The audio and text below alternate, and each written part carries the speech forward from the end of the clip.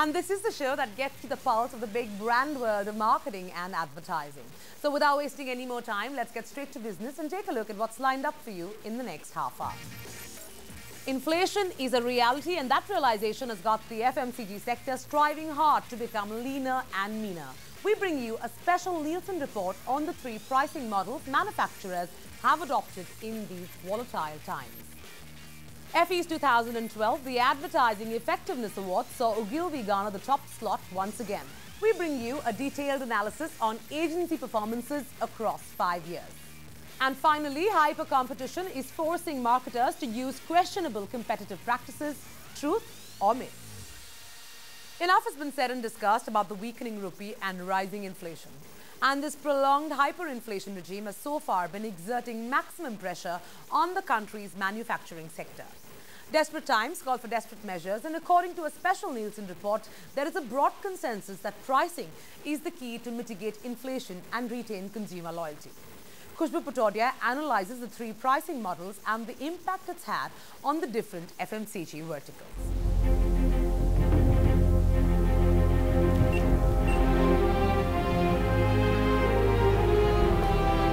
Falling margins, rising inflationary pressure, and a time when consumers are cutting down on holidays, luxury and entertainment. But guess where consumers are spending their money? Interestingly, it's consumer goods and essentials that are seeing a surge in sales, considering the fact that the Indian consumer is now spending more time at home. Taking this as an opportunity, FMCG companies have realized that they need to offer goods at a price that the inflation-stricken consumer will be willing to pay, which they are doing through various pricing strategies. Keeping that in mind, Nielsen has laid out 3 such pricing models that manufacturers have adopted to combat inflation. The first and most common strategy being passing the buck. Passing the buck has been in play for about 18 months now. The way they have done it is in 2 different ways. One is reducing the grammage and charge the same price. And the second is increasing the price on their packets. Passing the buck is a policy that works for product categories that have a high sensitivity to price as well as promotions. Biscuits, chips and soaps to some extent fall in this category. And while biscuit manufacturers have adopted grammage reduction as a way to retain profits, soap manufacturing companies feel there's more to it than just reducing the pack size. For a mass consumer product like Parle-G, mass biscuit, which is very price sensitive category, consumers are very price sensitive to Parle-G, there taking the price up will be difficult.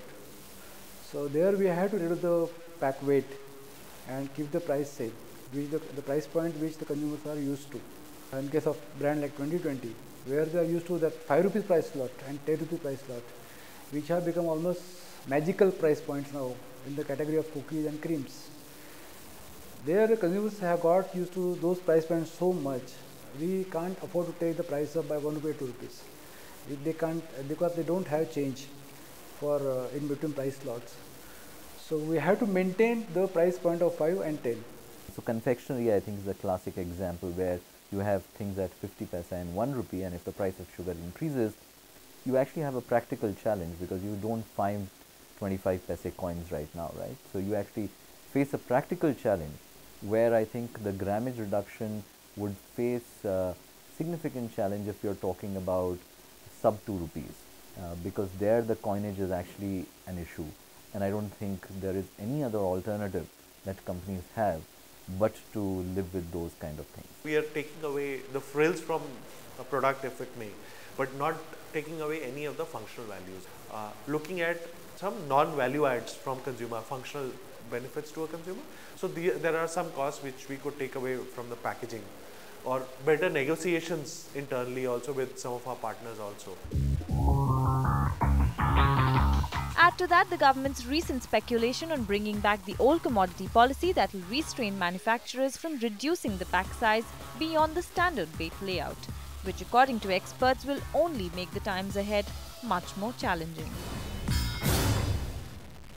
I think the government's move, if it is passed, will lead to a situation that these magic price points shall cease to exist. You already see part of that happening. So you see, some snacks coming at 3 rupees rather than 2 rupees or 5 rupees.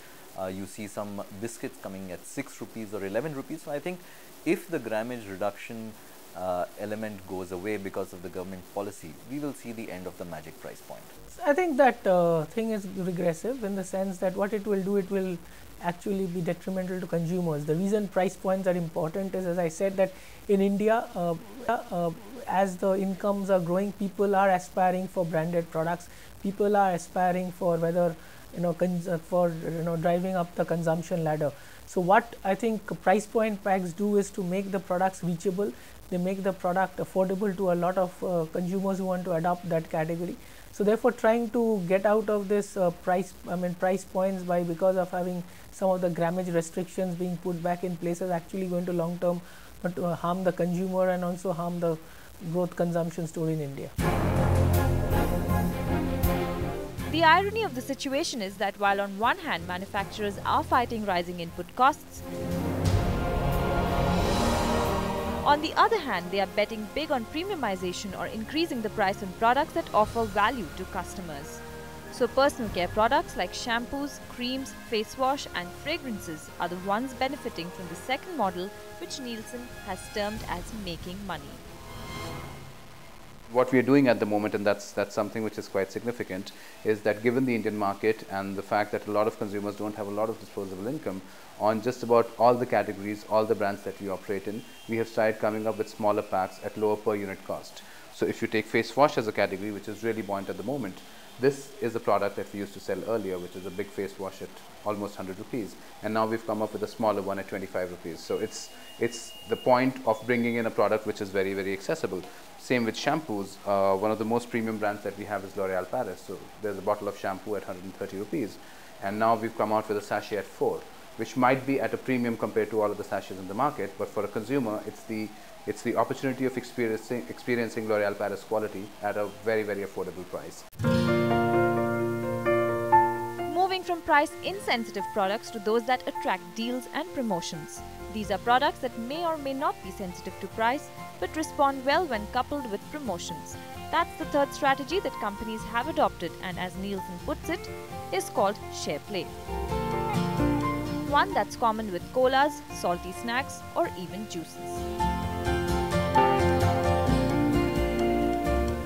Share play has been in practice for a long, long time. So usually manufacturers, if they were to focus on share, they would offer promotions, increase the promotion weight, and also offer bigger packs for a lower price.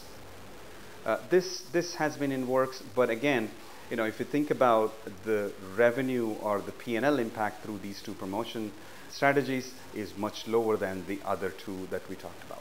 See, I think in certain categories which gets commoditized beyond the point, promotion becomes the part of the base, and which actually kills the category. And I have seen in a lot of categories which are high penetration categories which has got commoditized, promotion becomes a part of the basic plan. I think promotions can be tactically used in terms of to either make a product affordable or to drive share gain. Only then we believe promotions can be used that way. Otherwise, in a lot of categories, promotions have just become a part of the base franchise, volume which you need to do just to maintain volumes. As expected, it's the lower income consumers that are feeling the inflationary pressure the most. In the process, while most are cutting down on the non-essentials, many are even curbing on the essentials.